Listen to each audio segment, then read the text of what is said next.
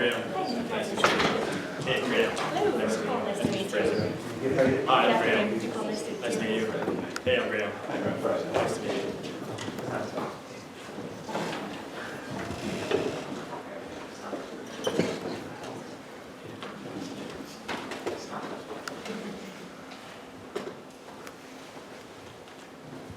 Welcome to the 17th presentation for Division B of the preliminary round of the 2017 Champions Trophy Case Competition. The team presenting now is, Team Marmite. On the judging panel today we have Rob McDonald, CFO from Air New Zealand, Daniel Love, Chief Operating Officer of BDO, Katie Jacobs, General Manager of North Tennessee, New Zealand, and Fraser Scott, Chief Marketing Operations Officer at Microsoft New Zealand. The team will have 10 minutes to make their presentation, followed immediately by 10 minutes of questions and answers. When you have 2 minutes remaining, I will hold up the 2-minute sign. Similarly, when you have 1 minute remaining, I will hold up the 1-minute sign. You will be cut off exactly at 10 minutes. This will also occur during the question and answer session. Team Marmite, you may begin when you're ready. Okay, good afternoon, Air New Zealand Board of Directors. Thank you for flying with us today. My name is Renee, and this is my lovely team, Luke, Nicole, and Graham. And together we are Marmite Consulting. Now, we know personally we've had a great experience on your airlines, and today we want to present to you a strategy to take your organization to the next level. Now, that would be addressing the problem that your organization is currently facing, and that is the increasingly competitive environment that you are working in currently. And the solution that we are proposing today is that of a unique travel offering for international travelers, utilizing the application that you already have set, as well as really enhancing the travel opportunities and offers that your consumers have to choose from. And the impact of this will be to increase the international share of those seats to 41%. So let's start into a quick industry analysis here. So we've developed 3 main regions that are very attractive right now. The first is Asia Pacific. So why would you want to enter this region? So currently 2/3 of the industry growth for the next 20 years is going to come from this region. It's a very attractive position. But it also is a very competitive market. There's a lot of well-established airlines there, more cheap end and very established, such as yourself. And for Americas, it's a prime location because a lot of stopovers come right over New Zealand, which puts New Zealand in a great position. But it's not as high growth of a region as Asia Pacific. And lastly, we looked at Europe. It's a good opportunity for increasing long-haul flights. We don't think the growth from this region is going to be substantial compared to the other two. And there's already a really strong developed airlines there with a ton of competition. So key takeaway here is Asia Pacific and Americas are going to be the best growth opportunities moving forward. And now I want to introduce you to Tim the Traveler. So Tim the Traveler is a very basic, average traveler who uses your airlines. But just that he's average means Tim looks for certain things when he's booking his airline tickets. Number 1 is a fair price.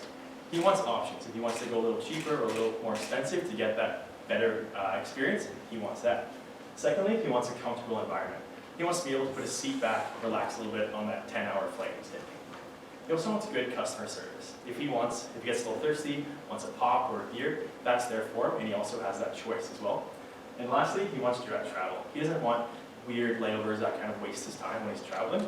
So a key takeaway here for the customer we're targeting today is that they want autonomy and choice in the way they travel. So now let's look at the scary part, the competitors, and exactly how you're going to differentiate yourselves from this group. So there's a lot of LCCs that are currently popping up in the area due to the low oil price, but there's one thing that makes you the top airline in the world. And we can easily say is it's that you care about your customer more than any other organization or any other airline, truly. And this is done through the variety of flights that you offer, yourself as a full-service airline, as well as the fact that you are experience-focused. You're not solely about where you land, but the whole experience, from when you take off all the way to when they arrive into New Zealand to experience those services. And that's something we want to leverage because that truly is what makes Air New Zealand great. Now, in summary, this analysis looks at the industry, the customer, and the competition that your organization is currently facing. And the industry takeaway is that Asia Pacific and Americas are the primary target that your organization really wants to work towards capturing entirely. The second is the customer, making sure that they have more control of their experience traveling, that it's very enjoyable, and that they're able to kind of navigate what they want to do with their experience. And finally, the competition. You're a very well-rounded, established organization, and you focus on the customer experience, and we encourage you to keep doing this at a heightened level. And the problem that we've identified today, in summary, is what opportunities can Air New Zealand capitalize on in order to remain the best airline in the world for that long haul. So, along with, we did consider some different alternatives, such as having a different arm of your business. However, what we're proposing today is even better. We find that what you can do is you can leverage a lot of the offerings and the competitive advantage that you currently hold through what we call the Kiwi crossover. And we'll walk you exactly through what the Kiwi crossover is and why it can be so lucrative for your business. So, let's start with that first question. What is the Kiwi crossover? Well, the Kiwi crossover is a discounted flights passing through New Zealand. So exactly how this works, and we understand you already get discounts, is that it works through static prices for layovers over 2 weeks. So what this would work is let's think about Tim, your average traveler. Tim wants to go on a vacation coming from the Asian Pacific all the way to Buenos Aires. But he could either take one airline going all the way to Buenos Aires from the Asian Pacific, or he could take a much cheaper offer offered by Air New Zealand through New Zealand, where he can have a layover for up to 2 weeks at a static price. And then on a week where he travels around New Zealand, enjoys New Zealand for everything that they have to offer, he can enjoy that same price, fly out of New Zealand, and head over to Buenos Aires. The only caveat for Tim is that he must leave through Air New Zealand. So just as a visual demonstration, we think that the best travelers to target with this travel opportunity is customers coming from the Asia Pacific that will be taking that hike up to Machu Picchu and want to stop over in New Zealand and extend that vacation and explore another region since they're already traveling so far. We also think that there's an opportunity here to target North American customers and other customers from the Americas that are traveling to Australia that could also take a layover flight to New Zealand and experience your island as well. So let's take a look at why and how this would be done. So why is this a good idea? Number one, it positions New Zealand as a passage for the Pacific. It's a great destination in those areas we entered that people can cross over to. But as well, it really promotes tourism in New Zealand. People come into New Zealand, they stay for 3 days, maybe they wouldn't do that before. They spend a lot more money into New Zealand, again, bolstering that New Zealand economy that's known for its tourism. But it's also a huge potential for cross-selling domestic flights. People could come in and stay for 3 days, check out Queenstown. That's a domestic flight they maybe wouldn't have booked if they're just passing through their final destination. And domestic flights, as we saw, currently have the highest margins too, which is way better for your business. So how are we going to do this? We're going to establish offerings with code share partners. So those partners you're currently with, we're going to partner with them to, again, get these people down to New Zealand and finally off to their destination. We're also going to establish relationships with Americas and Asian tourism, again, just to promote this and let them know that this actually is an option that they can do. And finally, we're going to communicate our strategy for different routes. So why do we pick these certain routes? Like, what's with that? Again, it goes back to that industry analysis. These are the two main high growth areas, and that's why we think we can get the most customers through that. So let's look about how we're going to optimize the Kiwi crossover. What we found, the best way to do this is by optimizing through an add-on on your existing Air New Zealand application. Now, what will this add-on do through the Kiwi crossover application? Is that, again, it's an add-on to your existing NZ app, but you can input the dates for your layover, so typical times. So let's say Tim would like to stay for an additional week in New Zealand. And what will happen, and the times for his additional flight leaving New Zealand as well. What will then happen is that the app will provide recommendations based on other tourist activities that you participate in New Zealand, as well as other domestic flights that are cheap through Air New Zealand to go to different parts of the country to experience different activities. This allows you to cross-sell and allows you to get a lot more revenue from Timothy. Another key pillar to positioning Air New Zealand as a passage to the Pacific is to partner with social influencers and travel bloggers and sponsor trips to New Zealand so that they can communicate that New Zealand is a great place to stop over in addition to other vacations. And so we think the big why here is that you'll be able to reach those travelers very directly and we'll be able to target that geographically. So we took a look at the financial impact of this and made some projections. So the main assumption we made is we're going to hit that 41% of the passenger share moving out and in from New Zealand. as well as an 8% increase from that cross-selling to domestic flights. And lastly, the 15% discount rate on those discounted flights that we're going to offer.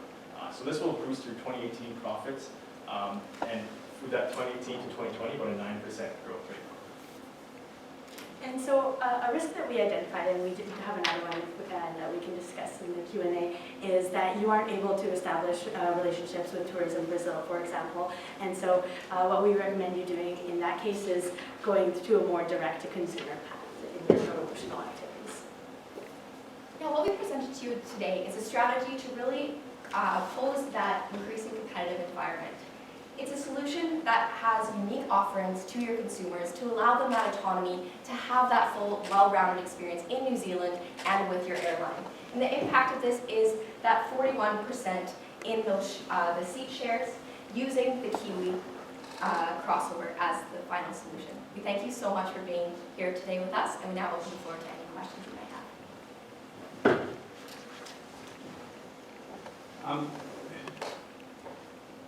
At its heart, correct me if I'm wrong, through offering the Kiwi crossover, what you were saying is we're guaranteeing 2 Air New Zealand fares as opposed to potentially 1 return, which would be 2 Air New Zealand fares at a discount. Would that be, at its brutalist form, would that be what you're suggesting? Yeah, it's for you definitely considering or insuring those 2 additional fares. But you also ensure people might travel through New Zealand who might not have before as well.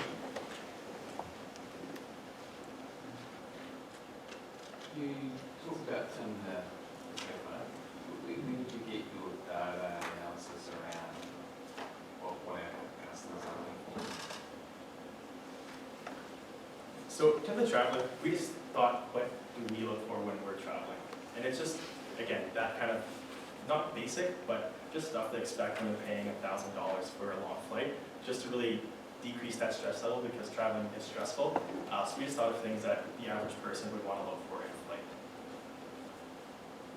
What's the compelling reason that people would travel to New Zealand on a trip that clearly you're going sideways and sideways again for a long period and then staying there for 2 weeks? Why would people do that? So I think one of the primary reasons, and one that you understand as well, is that New Zealand is one of the top travel destinations in the world. It's an incredible place to be, and I think people who are traveling abroad will understand that as well. Take it as an additional opportunity to see a different part of the world while they're on their way to their final destination. Probably in a similar line there, with the kind of key idea. There are many reasons people travel, and going from A to C and coming to B is quite a small subset of the reasons why people would come to New Zealand in a way. It's only if we're going through. Do you feel, like, in a way, are you therefore limiting what the potential could be if you're looking for a kind of key growth strategy? Like, what's your why focus on what was quite a small area of We find that like whether they're going through the Asia Pacific all the way to South America, or they're going to the or Australia from the Americas, there's quite a few people who will take advantage of this, and it's proven in other parts of the world as well, such as Iceland. Iceland has a similar strategy working through Europe, and it brings in hundreds of thousands of dollars for Air Iceland, and does so much like good work for them, being that middleman in that transaction. And a lot of customers will stay another week over there. So Tim comes to New Zealand, he spends a week, maybe 2. How does he in New Zealand monetize what he's doing here? Good question. So there's 2 ways out to it. So Air New Zealand benefits, because we believe when people come to Air New Zealand, or come to New Zealand for that week-long stay, they're going to want to check out other spots within the country. They might get a domestic flight, which they might not have ever got before. But as well, it benefits New Zealand government, the major shareholder of the company, because they're going to come into the country, stay at a hotel, go to the restaurants, just support the local economy. So it brings that tourism dollars in as well. So it benefits really both stakeholders here.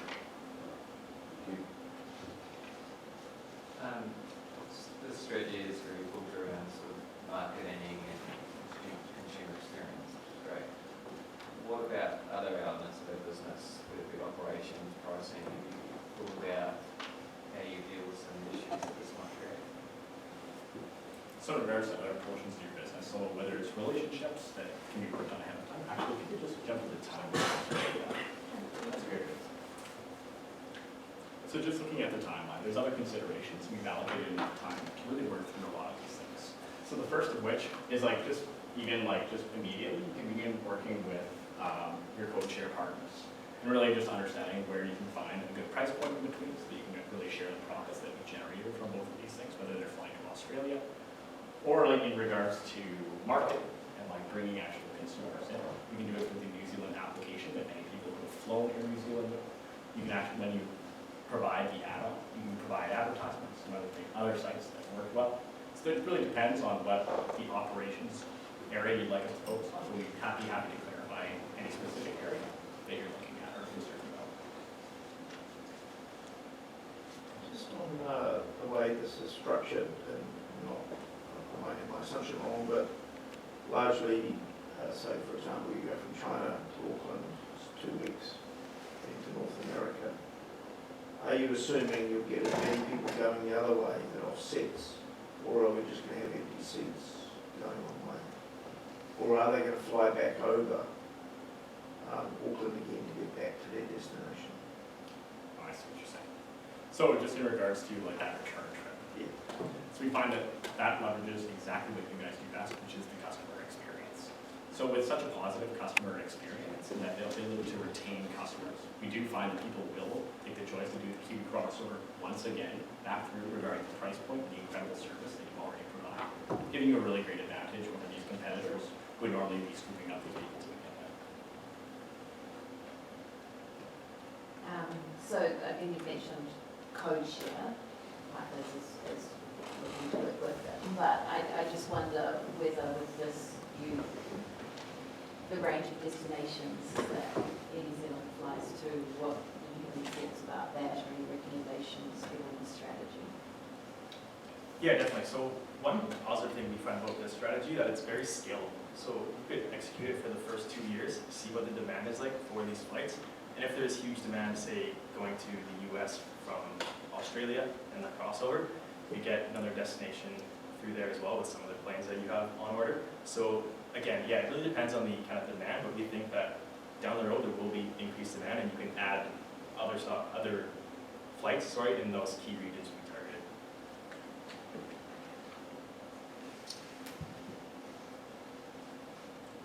If I'm understanding this, and when you talk about the share of seats, it sounds like what you're suggesting is very much around share growth strategy. Did you consider focusing on a profit growth strategy instead? So just regarding the profitability per seat, so like whether it's offering more profitable seats, or are you just considering just other As an all-up strategy, you've gone with at least legal share growth versus, hey, maybe profitability is the target we should be setting at this time? So just in regards to volume, like there's so much growth in the travel industry, especially coming from places like the Asian Pacific. Getting volume really will lead to that profitability that you are looking for. And it will allow you to position yourself in the future as someone who's getting that volume and getting that price point, but still allowing for that global that Air New Zealand is used for. And we find that will lead to a lot of profit for your organizations. Long haul's about 10%-ish of our total passenger range, and this deals with predominantly long haul flights. So how do you reconcile how much impact it has if something looking really less than 10 to 15% of business? Yeah, so again, it is one of the smaller portions of the business, but kind of the main focus around this strategy is getting people to New Zealand and then them getting more domestic flights, which is kind of the bigger portion. So it's not really a huge growth for the long haul flights. In the long term, we think that could be a thing, but again, it's really driving that domestic flight growth. Just a clarification, talk about the word static price. Is that like a price per flight, or is it as much as you want to fly for a certain amount? So yeah, that's exactly it. It would be a static price, so price per flight. So they would settle on a price for one flight and every flight out. So because at the moment, you can do this, yeah, so you originate in Australia, you can fly via New Zealand to Houston. So you can do this strategy now if you want to, I think, even with one price per flight. what is the new element here? I mean, you talk about the app, is it the way you're marketing, or what is the new element that you are bringing the idea? Yeah, absolutely. So I think part of that customer experience is really when they go on a vacation, they're looking to really extend their kind of travel experience as much as possible, really exploring different areas. So having this stopover is actually a way to encourage that a little bit more. So stopping over and having that application to really showcase all of the opportunities. So looking at a trip, let's say you have 5 days in New Zealand and you want to visit Queenstown and maybe Wellington as well. So you would look at that application, see the flight breakdown, and see actually where you can go in that time to really maximize your travel experience when you're already investing in that travel in the first place. I mean, if we are talking about holiday makers, how do you reconcile that to the fact that people, particularly in the US and China, get a certain amount off of vacation a year, and that this would add probably 2 days to their travel and take them, like, Okay.